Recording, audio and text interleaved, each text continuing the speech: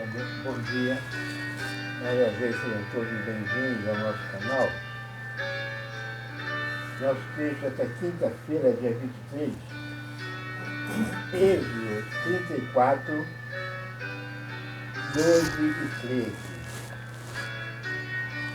Guarda-te de fazer pacto com os habitantes da terra em que há de entrar, para que isso não seja por laço no meio de ti, mas os seus altares derrubarei, e as suas colunas quebrarei, e os seus azelinhos cortarei.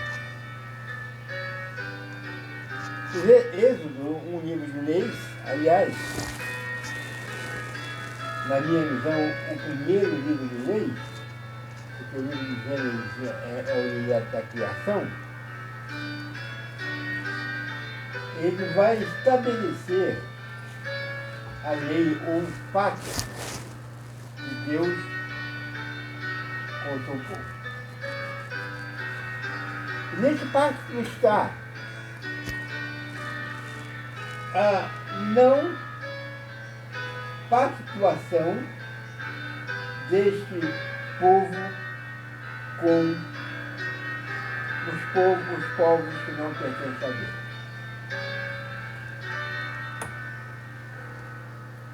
Quando nós olhamos a história do povo de Deus no Antigo Testamento,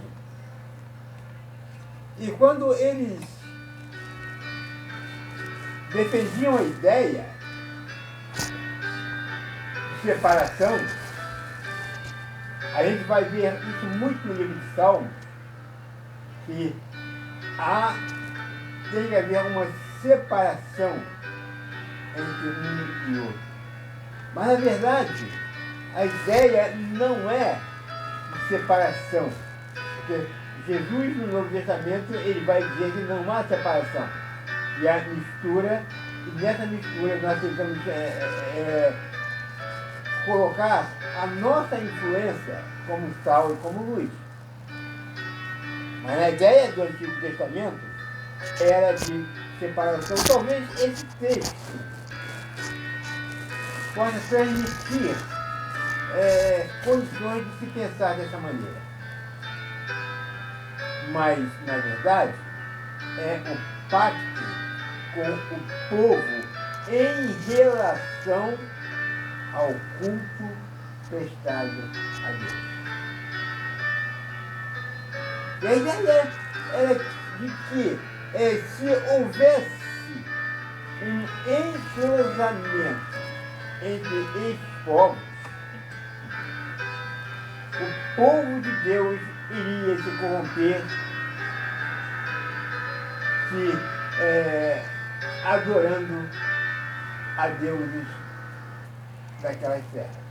E foi exatamente isso que aconteceu. O povo de Deus, o povo de Israel, se misturou com o povo da terra e começou a exercer a mesma adoração aos outros deuses que o povo da terra exercia. Então, a ideia não é de separação.